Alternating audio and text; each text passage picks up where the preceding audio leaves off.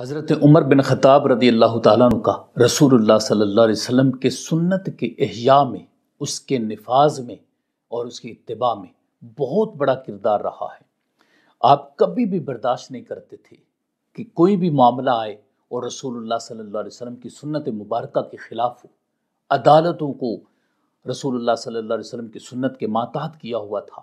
Defensive system کو، social system کو، economic system کو، اپنی زندگی کے ہر لمحے کو رسول اللہ صلی اللہ علیہ وسلم کی سنت مبارکہ کے مطابق ڈالا ہوا تھا۔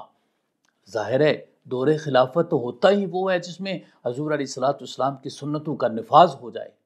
حضرت عمر بن خطاب رضی اللہ تعالیٰ عنہ سے تاریخ بڑے اچھے طریقے سے آگاہ ہے، اور کبھی عمر بن خطاب کو تاریخ بھول نہیں سکتی۔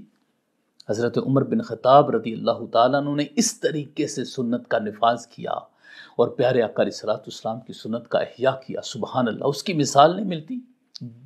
بے مثال کردار ادا کیا ہے۔ ایک دفعہ ایسا ہوا کہ حضرت عمر بن خطاب رضی اللہ تعالیٰ عنہ کے پاس دو شخص آئے۔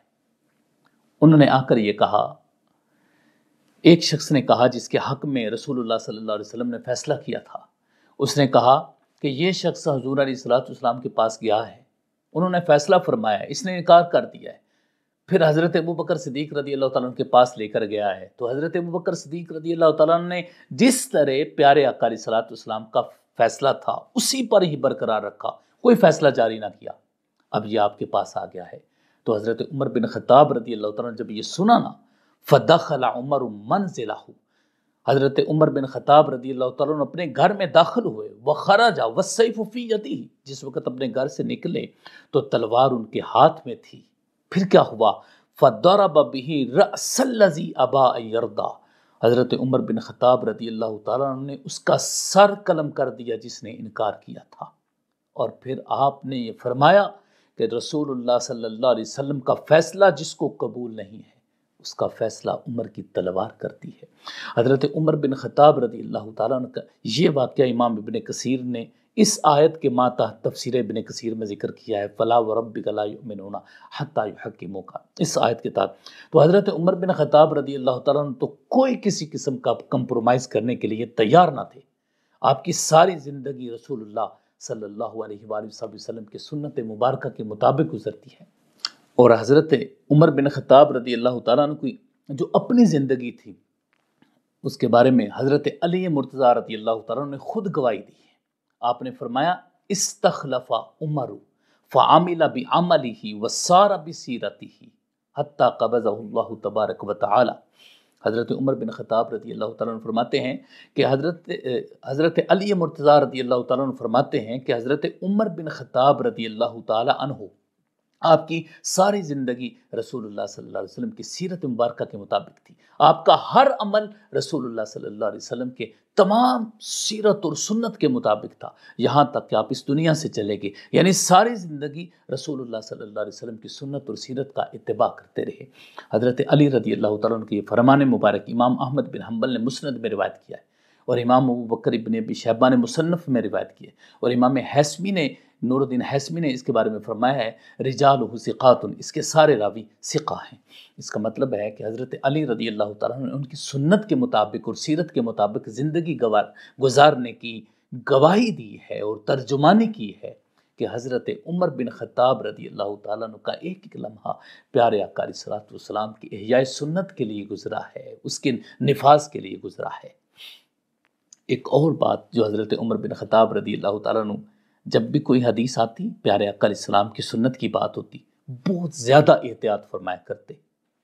ایک دفعہ ایسا ہوا کہ حضرت ابو سعید خدری رضی اللہ تعالیٰ عنہ آپ کے گھر گئے،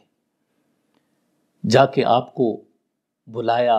آپ سے اجازت مانگی، لیکن کوئی آگے سے جواب نہ آیا، کئی وجوہات ہو سکتی ہیں۔ تو حضرت ابو سعید خدری رضی اللہ تعالیٰ عنہ واپس پلٹ گئے۔ حضرت عمر بن خطاب رضی اللہ تعالیٰ عنہ فرمایا، تجھے واپس جانے کا کس نے کہا اور یہاں رک جانے سے کس چیز نے منع کیا؟ تو حضرت ابو سعید خدری رضی اللہ تعالیٰ نے آگے جواب دیتے ہوئے یہ کہا کہ رسول اللہ صلی اللہ علیہ وسلم کا فرمان مبارک ہے،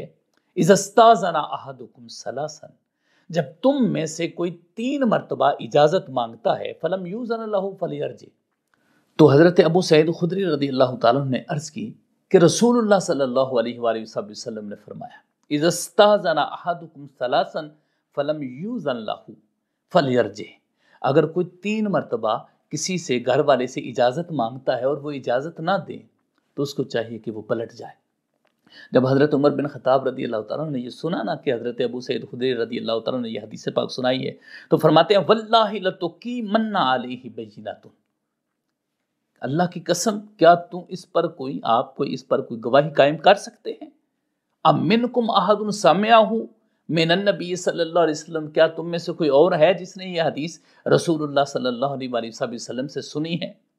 تو وہاں پہ حضرت ابو سعید خدری رضی اللہ تعالیٰ نے یہ فرمایا کہ جناب ابی بن کعب رضی اللہ تعالیٰ نے یہ حدیث سنی ہے۔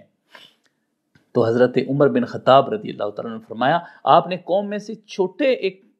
شخص کا انتخاب کیا ہے، یعنی چھوٹی عمر کے آدمی کا آپ نے انتخاب کیا ہے۔ پھر یہ فرماتے ہی حضرت عمر بن خطاب رضی اللہ تعالیٰ نے فرمایا اما انی لم اتہم کا لیکنی خشیت ان یتقبل الناس علی رسول اللہ صلی اللہ علیہ وسلم، آپ نے فرمایا میں نے جو آپ سے بات کی ہے یہ میں کوئی آپ پر تہمت نہیں لگانا چاہتا تھا، مجھے یہ ڈر تھا کہ لوگ رسول اللہ صلی اللہ علیہ وسلم کے بارے میں یعنی آپ سے کوئی حدیثیں نہ بیان کرنا شروع کر دیں، کوئی بھی کرے تو کوئی اتھینٹیسٹی ہو اس کی۔ تو حضرت عمر بن خطاب رضی اللہ تعالیٰ عنہ حدیث لینے میں کتنی احتیاط کی، اور یہ ایک اصول بن گیا ہے کہ جب بھی آپ کوئی بھی حدیث لیں گے تو آپ احتیاط کریں گے، اس میں محتاط رویہ اختیار کریں گے، آپ دیکھیں گے کہ اس کی سند کی کیا صورتحال ہے، پھر اس کے بعد وہ حدیث لیں گے۔ تو حضرت عمر بن خطاب رضی اللہ تعالیٰ عنہ بھی اس قدر رسول اللہ صلی اللہ علیہ وسلم کی سنت میں احتیاط برتا کرتے تھے۔ تو اس کا مطلب ہے کہ آپ کی جو سنت کے ساتھ لگن تھی وہ بہت زیادہ تھی، اور احیاء سنت کے لیے یہ ایک کردار تھا پیارے آقا علیہ الصلوۃ والسلام کی سنت کو مضبوط بنانے میں۔ حضرت عمر بن خطاب رضی اللہ تعالیٰ نے اسی طرح ہی اپنا کردار ادا کیا، اور وہ جو واقعہ حضرت ابو بکر صدیق رضی اللہ تعالیٰ عنہ کا ہے کہ آپ کے پاس ایک بوڑھی عورت آئی اپنا حصہ مانگنے کے لیے، سیم واقعہ امام ترمذی نے حضرت عمر بن خطاب رضی اللہ تعالیٰ عنہ کے بارے میں بھی ذکر کیا کہ آپ کے پاس ایک وہ بوڑھی عورت دادی وہ آئی آپ کی وراثت کے لیے، تو آپ نے بھی وہی فرمایا کہ میں تمہارا حصہ کہیں نہیں پاتا، تو انہوں نے کہا کہ رسول اللہ صلی اللہ علیہ وآلہ وسلم نے اس کو حصہ دیا تھا۔ سیم واقعہ حضرت عمر بن خطاب رضی اللہ، اور اس کو امام ترمذی نے فرمایا ہے کہ ھذا حدیث حسن صحیح، یعنی حضرت عمر بن خطاب رضی اللہ تعالیٰ عنہ بھی جب رسول اللہ صلی اللہ علیہ وسلم کی حدیث لیا کرتے تو اس کے ساتھ یہ گواہیاں لیتے۔ یہ 2 واقعات حضرت عمر بن خطاب رضی اللہ، اس کے علاوہ بھی کئی واقعات ہیں کہ حضرت عمر بن خطاب رضی اللہ تعالیٰ عنہ کوئی بھی حدیث جب سنتے کسی سے تو فرماتے کہ کیا اس کے لیے آپ کے پاس کوئی گواہی اور ہے؟ اس میں کوئی شک نہیں، الصحابۃ کلہم عدول، پیارے آقا علیہ الصلوۃ والسلام کے سارے صحابہ عادل ہیں، وہ ثقہ تھے، لیکن مقصود ایک اصول دینا تھا امت مسلمہ کو کہ آپ نے جب بھی کوئی حدیث لینی ہے تو پھر آپ اس طریقے سے محتاط رویہ اپنائیں تاکہ رسول اللہ صلی اللہ علیہ وسلم کی حدیث لینے میں کسی قسم کا کوئی شک باقی نہ رہے۔ یہی احیاء سنت ہے، یہی اصول دینا، یہی احیاء سنت ہے۔ حدیث کے لیے اہتمامات کرنا، یہی احیاء سنت، حدیث کو محفوظ بنانا، یہی احیاء سنت ہے۔ یہ رسول اللہ صلی اللہ علیہ وآلہ وسلم کی سنت کا احیاء ہے۔ ایک اور مقام پر یہ حضرت عمر بن خطاب رضی اللہ تعالیٰ عنہ کے حوالے سے ہی ہے کہ آپ نے جو سنت کا احیاء کیا اس کو کس سطح پہ آپ نے رکھا اور کیا اہمیت دی آپ نے سنت کو۔ حضرت عمر بن خطاب رضی اللہ تعالیٰ عنہ جب حجر اسود کے پاس جاتے ہیں اس کا بوسہ لیتے ہیں، اور بوسہ لے کر کیا فرماتے ہیں انی عالم انک حجر لا تضر ولا تنفع، فرماتے ہیں میں جانتا ہوں تو ایک پتھر ہے، حجر اسود سے یہ فرمایا میں جانتا ہوں تو ایک پتھر ہے، نہ تو نفع دے سکتا ہے نہ تو نقصان دے سکتا ہے، لیکن تجھے پتا ہے کہ میں تمہیں کیوں بوسہ دیا ہے؟ لولا انی رأیت النبی صلی اللہ علیہ وسلم یقبلک ما قبلتک، اگر میں نے رسول اللہ صلی اللہ علیہ وسلم کو نہ دیکھا ہوتا تجھے بوسہ دیتے ہوئے تو اے حجر اسود میں تجھے بوسہ نہ دیتا۔ اس کو امام بخاری نے روایت کیا۔ حضرت عمر بن خطاب رضی اللہ تعالیٰ نے بتایا حجر اسود کو کہ یہ جو تجھے بوسہ دے رہا ہوں نا یہ اس وجہ سے دے رہا ہوں کیونکہ تجھے میرے محبوب نے بوسہ دیا ہے، میرے نبی نے تجھے بوسہ دیا ہے، میں اس لیے تجھے بوسہ دے رہا ہوں۔ میرے نزدیک تمہاری اہمیت حضور علیہ الصلوۃ والسلام کی سنت کی وجہ سے بڑھ گئی ہے۔ اللہ اکبر، یہ ہے سنت کا احیاء۔ پیارے آقا، انسان نے ویسے بھی تو کام کرنے ہوتے ہیں، تو کیوں نہ یہ سوچے کہ یہ میں کام اس لیے کر رہا ہوں کیونکہ میرے پیارے آقا علیہ الصلوۃ والسلام کیا کرتے تھے۔ میں ایسے بیٹھ کے کھانا اس لیے کھا رہا ہوں کیونکہ پیارے آقا علیہ الصلوۃ والسلام ایسے بیٹھ کے کھانا کھائے۔ پانی اس لیے ایسے پی رہا ہوں کیونکہ حضور علیہ الصلوۃ والسلام ایسے پانی پیا کرتے۔ میں نے اپنے دل سے ساری انسانیت کی نفرت کا خاتمہ کر دیا ہے کیونکہ پیارے آقا علیہ السلام نے فرمایا تھا حضرت انس سے، وَذَلِكَ مِن سُنَّتِي، اور یہ میری سنت ہے، تو میں حضور کی سنت کو اپنا کے اپنے دل سے نفرتوں کو نکال رہا ہوں، محبتوں کو پھیلا رہا ہوں، کیونکہ یہ پیارے آقا علیہ الصلوۃ والسلام کی سنت ہے۔ اور حضرت عمر بن خطاب رضی اللہ تعالیٰ عنہ اپنی بیماری کے دور، جس وقت آپ حضرت عمر بن خطاب رضی اللہ تعالیٰ عنہ آخری دور میں جب تھے، تو اس وقت آپ سے پوچھا گیا الا تستخلفوا، اے عمر کیا آپ بھی کوئی خلیفہ بنائیں گے؟ تو حضرت عمر بن خطاب رضی اللہ تعالیٰ عنہ بڑے پیارے دو جملے بولے۔ آپ نے فرمایا ان اترکوا فقد ترک من هو خیر منی، رسول اللہ صلی اللہ علیہ وآلہ وسلم نے فرمایا کہ اگر میں چھوڑ دوں، میں کوئی خلیفہ نامزد نہ کروں، تو پھر انہوں نے چھوڑا جو مجھ سے بہتر تھے، اور وہ رسول اللہ صلی اللہ علیہ وسلم تھے۔ یعنی رسول اللہ صلی اللہ علیہ وسلم نے بھی کسی خلیفہ کا انتخاب نہیں فرمایا تھا۔ باقاعدہ طور پر حضور علیہ الصلوۃ والسلام کا ایسا کوئی فرمان ظاہری طور پر نہیں ملتا کہ آپ نے فرمایا کوئی یہ خلیفہ ہوں گے، یہ آپ کا مقصد تھا۔ اور پھر اس کے بعد آپ نے فرمایا وَإِنْ أَسْتَخْلِفُ، اور اگر میں خلیفہ بنا دوں فَقَدْ اسْتَخْلَفَ مَنْ هُوَ خَيْرٌ مِّنِّي ابو بکر، فرمایا اگر میں کسی کو خلیفہ نامزد کر دوں تو پھر انہوں نے خلیفہ نامزد کیا ہے جو مجھ سے بہتر تھے، وہ حضرت ابو بکر صدیق رضی اللہ تعالیٰ عنہ تھے۔ اس کو امام احمد بن حنبل نے مسند میں روایت کیا ہے۔ میرے بھائیو، حضرت عمر بن خطاب رضی اللہ تعالیٰ عنہ کی زندگی کا ایک ایک لمحہ پیارے آقا علیہ الصلوۃ والسلام کی سنت کے احیاء میں گزرا ہے۔ انہوں نے سنت کو امپلیمنٹ کیا، ہر چیز میں رسول اللہ صلی اللہ علیہ وسلم کی سنت کا ذکر کیا۔ آپ نے اپنی زندگی کی بات کی تو حضور علیہ الصلوۃ والسلام کی سنت کی بات کی، آپ نے ریاستوں کی بات کی تو پیارے آقا علیہ الصلوۃ والسلام کی سنت کی بات کی، آپ نے عدالتوں کا ذکر کیا تو حضور علیہ الصلوۃ والسلام کی سنت کا ذکر کیا۔ اگر کسی نے نہیں مانا تو اس کا سر قلم کیا، یا اس کو سمجھایا کہ اگر تو اس سنت سے پھرے گا تو پھر تیرا یہاں اس دنیا میں رہنے کا کوئی حق نہیں ہے۔ حضرت عمر بن خطاب رضی اللہ تعالیٰ عنہ اس خوبصورت انداز سے، دیکھیں نا، پتھر سے بھی اسی لیے آپ مخاطب ہو رہے ہیں، آپ فرما رہے ہیں کہ میں جانتا ہوں تو حجر اسود ہے، لیکن میں اس وجہ سے تجھ سے محبت کرتا ہوں،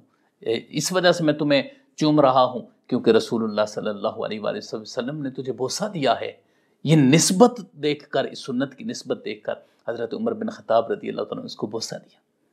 آج کی اس پوری دنیا کے حکمرانوں کے لیے حضرت عمر بن خطاب رضی اللہ تعالیٰ عنہ کی زندگی ایک رہبر و رہنما کی حیثیت رکھتی ہے، مشعل راہ ہے۔ حضرت عمر بن خطاب رضی اللہ تعالیٰ عنہ کے قوانین برطانیہ میں عمر اضلاع چل رہا ہے، حضرت عمر بن خطاب رضی اللہ تعالیٰ عنہ نے اس طریقے سے اپنی زندگی کو گزارا، اور پھر اگر آج ہم اس طریقے کو اڈاپٹ کر لیں، اختیار کر لیں، تو ہمارا بھی معاشرہ عظیم شان معاشرہ بن سکتا ہے۔ وہ خلافت کا دور جو حضرت عمر بن خطاب رضی اللہ تعالیٰ عنہ کا دور تھا، وہ بے مثال دور تھا۔ اگر آج بھی پیارے آقا علیہ الصلوۃ والسلام کی سنتوں کو اپنایا جائے اور احیاء کیا جائے حضور علیہ الصلوۃ والسلام کی سنت کا، جگہ جگہ مدرسۃ الحدیث قائم کیے جائیں، خدمت حدیث ریسرچ سینٹر قائم کیے جائیں، اور نوجوان تیار کیے جائیں اور ان کو پیارے آقا علیہ الصلوۃ والسلام کی احادیث کا درس دیا جائے، تاکہ رسول اللہ صلی اللہ علیہ وسلم کی احادیث اور سنت مبارکہ عام ہو جائے۔ ائمہ مساجد اس ذمہ داری کو اٹھائیں، وہ اصل سورسز کی طرف متوجہ ہوں جو رسول اللہ صلی اللہ علیہ وسلم کی احادیث سیرت کو بیان کریں۔ واعظین بھی یہ اپنی ذمہ داری اٹھائیں۔ دیکھیں نا، پہلے بھی تو واقعات بیان کرنے ہیں بنو اسرائیل کے، اور بعد کے بھی واقعات بیان کرنے ہیں، تو کیا ہی اچھا ہو کہ رسول اللہ صلی اللہ علیہ وسلم کی جو کامل اور جامع زندگی ہے، جو ہماگیر اور عالمگیر آپ کی سیرت مبارکہ ہے، اس میں سے تلاش کریں، ان چیزوں کو اس میں سے تلاش کر کے اس کو بیان کریں۔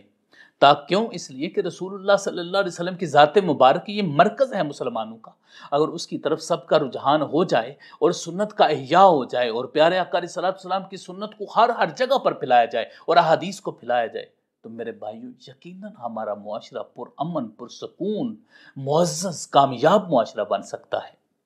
تو یہ ہماری ذمہ داری ہے کہ ہم احیاء سنت کے لیے اپنا کردار ادا کریں۔ حضرت عمر بن خطاب رضی اللہ تعالیٰ عنہ کی سنت کو اپنائیں۔ حکمرانوں کو چاہیے کہ وہ حضرت عمر بن خطاب رضی اللہ تعالیٰ عنہ کی ساری سیرت کا مطالعہ کریں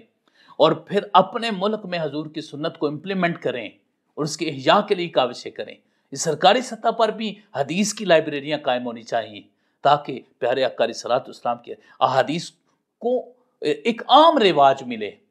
اسی طرح ہی اسکولوں کالجز کے نصاب میں عام پیارے آقا علیہ الصلوۃ والسلام کی علوم الحدیث اور حدیث کو اس میں شامل ہونا چاہیے اور سنت کو عام ہونا چاہیے، ہر ڈپارٹمنٹ کا اس حصہ ہونا چاہیے۔ اس طریقے سے پیارے آقا علیہ الصلوۃ والسلام کی سنت عام ہوگی اور سنت کو معاشرے میں عام رواج دینا ہی احیاء سنت ہے۔ آؤ میرے دوستو، بھائیو، بزرگوں، ہم اپنے گھروں میں، اپنے دوستو احباب کے ہاں، اپنے اٹھنے بیٹھنے سونے جاگنے میں پیارے آقا علیہ السلام کی سنتوں کو شامل کریں،